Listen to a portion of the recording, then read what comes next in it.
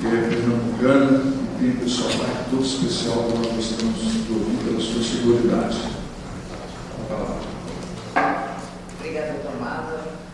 Companheiros de mesa, quero parabenizar a professora Isabel por mais esse evento e agradecer o convite e dizer que é sempre bom voltar a Minas, não é? Pãozinho de queijo, esse calor humano que hoje vocês capricharam com friozinho, mas o calor humano de vocês com certeza vai aquecer aí, porque tá complicado. Nunca esperei que Minas fizesse tanto frio, mas está gostoso. Bom, gente, o tema que eu vou colocar para vocês é um tema, assim, aparentemente que não há dúvidas. A questão da prova no processo administrativo e o direito à prova. É inquestionável se alguém disser que o contribuinte, o sujeito passivo, não tem direito a apresentar provas no processo. Entretanto, eu vou analisar alguns casos e vou apontar formas de como está havendo essa interpretação nos tribunais administrativos para que a gente possa refletir. Bom, a primeira coisa que a gente tem que analisar quando se fala de prova é como é que se dá esse fenômeno da incidência tributária. Você tem os eventos do mundo que acontecem e que, quando eles se enquadram naquela hipótese de incidência abstrata, disse que ocorreu o fato gerador tributário. Só que, até esse momento, nós estamos no momento da abstração.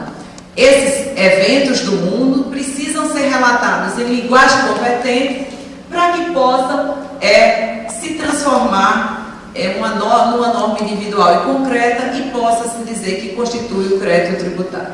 Particularmente, eu não vou me ater na possibilidade de constituição pelo contribuinte através da declaração. Então, vamos ficar aí na questão do lançamento tributário.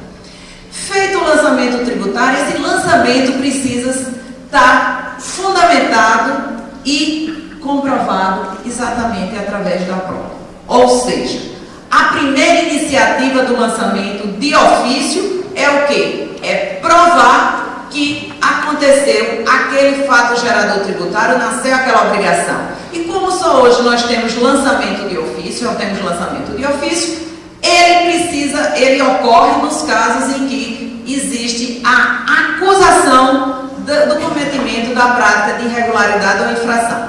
Então, você não tem um lançamento de um simples tributo. Hoje, o lançamento de ofício, ele é especificamente para dizer ocorreu infração, ocorreu irregularidade. Então, o primeiro ato de ofício, ele terá que estar acompanhado da prova da acusação.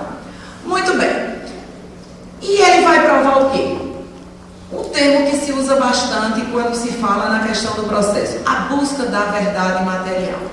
A verdade é um conceito metafísico que a nossa experiência não chega. O professor Paulo até diz que ele se assemelha à justiça. Cada um tem a sua visão do que é justiça. O que perde uma ação sempre dirá que foi injustiçado, né? Mas quem acusa diz que está acusando em nome da justiça e apresenta a sua verdade. Quem defende diz que está defendendo em nome da justiça e apresenta a sua verdade. E quem julga, julga em nome da justiça e diz que está fazendo a justiça também em nome da verdade. Então, a verdade, na realidade, ela tem que ser analisada o quê?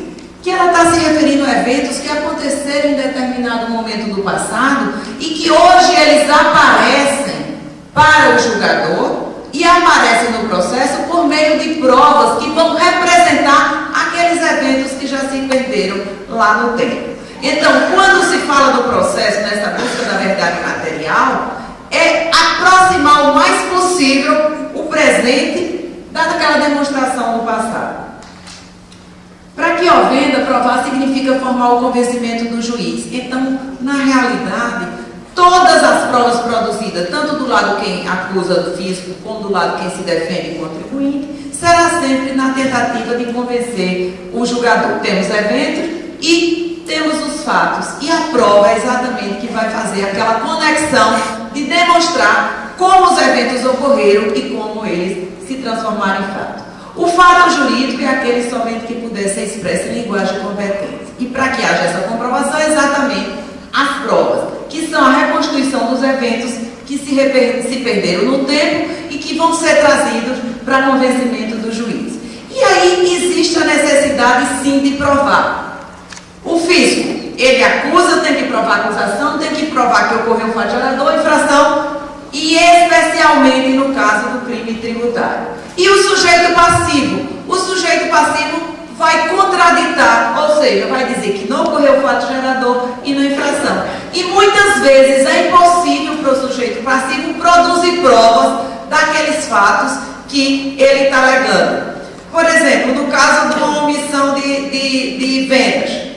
Eu tive um caso uma vez, um contribuinte foi fiscalizado e verificou-se que ele tinha efetuado uma venda para outro contribuinte. E foi se fiscalizar o suposto comprador. E ele dizia, eu não comprei. Ó, quando tu comprou, está aqui a nota fiscal emitida em seu nome. Ora, ele está vendo uma nota fiscal do vendedor, mas se o comprador não comprou, é impossível ele provar o fato negativo de que não existiu. E isso é muito sério hoje, especificamente com relação aos planejamentos tributários que o doutor Moisés colocou. Por quê? Porque você vai ver operações lícitas, legítimas, válidas, documentos legais, de acordo com normas societárias e civis, e que estão sendo desconsiderados única e exclusivamente sob o suposto acusação de, isso pagou menos tributo. É legal, é legítimo, e muitas vezes não é nem um planejamento tributário, foi uma operação que resultou menos pagamento de tributo. E aí, o professor Marcos Vinícius, que eu tenho todo o respeito, o grande doutrinador, acabou de lançar um livro maravilhoso, a Bíblia do Processo Administrativo Tributário pela Dialética. Eu até digo assim, quem vai fazer defesa tem que ter o livro, porque é a Bíblia do processo. Mas, com relação a essa questão do planejamento dataveníssima, ele diz que não pode o julgador ficar encarcerado na formalidade legal. Então, você veja a dificuldade que hoje vai ser produzir provas em contrário, quando houver uma acusação, um contrato formal, lícito, registrado, de acordo com normas societárias, como o contribuinte vai poder se defender de que, não, paguei menos tributo, mas a operação aconteceu. Então, você viu que, doutor Moisés colocou muito bem, não existe um parâmetro e está havendo uma divergência de interpretações sobre essa questão. Mas, voltando. Fiz que a acusa tem que provar, contribuinte se defende, e aí, para convencer o juiz que vai apreciar, tem um livre convencimento, o poder de colher provas. Entretanto, o juiz também tem limites, e esses limites também estão no ordenamento jurídico. Muito bem. Para equilibrar essa relação tributária, nós temos o dever-poder da fiscalização de apurar os fatos tributários e fazer acusações, e do outro lado, os direitos e as garantias fundamentais que necessitam estar equilibrados. O dever-poder e a necessidade de arrecadar dentro dos limites. Nós temos que ver que o suporte da tributação, lá nos primórdios, quando foi instituída a legalidade, era o seguinte, você me cobra tributo, mas de acordo com as regras previamente estabelecidas que eu conheço. Fora daí você não me cobre nada. Foi isso que deu o suporte para a legalidade na cobrança de tributos, e é ela que tem que continuar sendo observada. E aí, com relação à prova, existe uma indagação. É um dever ou um ônus de provar?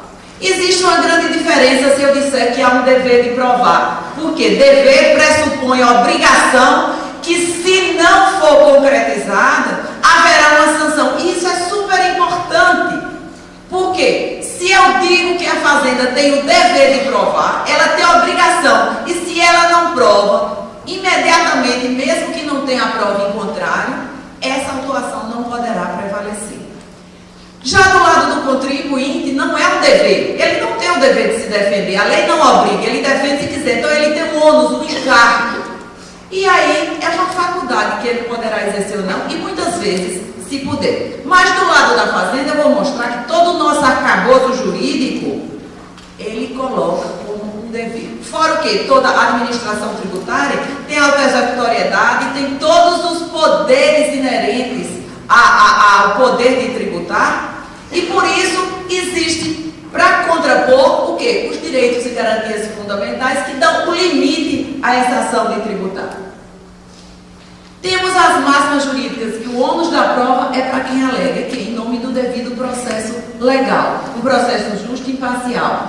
E uma prova só pode ser invocada, só terá eficácia para qualquer pessoa se essa tiver sido ouvida. Então, temos aqui o quê? o contraditório e a ampla defesa. Entrando na legislação, o passeio legislativo, no CPC nós temos o artigo 33 que diz: o ônus da prova incumbe a quem alega, o autor terá que provar os fatos alegados e quem demanda compete comprovar os fatos constitutivos. Ou seja, o fisco que acusa do cometimento da infração, da prática de irregularidade e vai aplicar aquela penalidade, ele é quem tem o dever inicial de comprovar sob pena de não valerem as acusações. E esse dever poder de fiscalizar está lá na Constituição, é constitucional. 145. A administração tributária ela vai identificar a capacidade contributiva para quê? Para verificar se ocorreu aquela obrigação de pagar tributo. Só que a própria Constituição impõe os limites, os direitos e as garantias individuais. Esse é o fundamento do Estado Democrático de Direito. É isso que me dá aquela segurança que a professora Isabel disse, aquela confiança. Eu pago o tributo confiando que ele será exigido de acordo com a lei e de que esse procedimento e esse processo obedecerá à lei.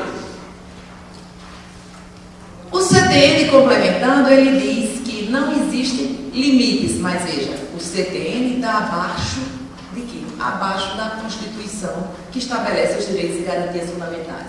Então, não há restrições ao exame de livre pelo fiscal? Não há.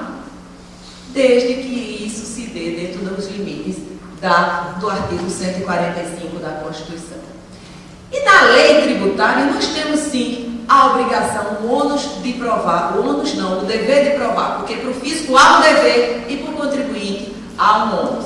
O 923 diz: a escrituração mantida de acordo com a lei faz prova a favor do contribuinte. Então existe uma prova pré-constituída pelo contribuinte, que ela, para ser contrariada, o quê? Cabe à autoridade administrativa a prova da inveracidade. Então não é uma opção, ele terá que provar. Salvo nos casos em que somente a lei, por disposição legal, atribui ao contribuinte o ônus do fato. Ou seja, há uma inversão naqueles casos em que a lei expressamente atribui. E aí é interessante, ele dispensa a prova do fato, mas não dispensa o dever de você demonstrar que ocorreu aquele indício pela lei. Eu não vou discutir aqui no caso se presunção legal pode ser ou não fato gerador, eu vou me ater aqui e dizer o seguinte: há legalmente a possibilidade da inversão do ônus, o dever do fisco, mas poderá ser invertido se somente sim nos casos que a lei expressamente invertiu. E aí você também continua lá no Decreto-Lei 1598 de 77, é antigo, acho que eu era muito pequena nessa época, acho que todos aqui também do Tomada com aquele cabelinho assim, ele seja um pouquinho mais antigo, mas... 30 anos. 30 anos? Não imaginei. Muito bem. Aí ele diz: os esclarecimentos prestados poderão ser impugnados pelos lançadores com elementos seguros de prova ou indício. Então, o contribuinte apresentou a contabilidade, o contribuinte apresentou provas, e isso vale para a autoridade fiscal. Que intima o contribuinte e ele apresentou a prova, ele vai ter que ter uma outra prova à autoridade fiscal para contraditar. E aí você vê que a própria possibilidade de arbitramento do CTN, ela diz que somente poderão ser desprezados mediante processo regular, o arbitramento somente mediante processo regular, sempre que sejam omissos ou não mereçam fé as declarações ou os esclarecimentos prestados. Então, o arcabouço jurídico dá toda uma força. Para quê? Para a contabilidade dos elementos que o contribuinte apresenta, que o sujeito passivo apresenta. E a autoridade fiscal precisar demonstrar em contrário. Não bastam ilações, não bastam suposições ou deduções, que é o que a gente tem visto ultimamente nos julgamentos. Tipo, há um sentimento de que... Sentimento a gente sente tanta coisa, né, meninas? Amor, raiva, né? Alegria. Mas sentimento para tributar não existe. Tem que existir a lei e tem que existir a prova. E aí vem a lei 9.784, que se aplica sim ao processo tributário, embora tenha norma específica, que é no caso federal 70.235, mas ela diz que vai ser aplicada no não for omisso. Então ele diz: cabe ao interessado a prova dos fatos que tem alegado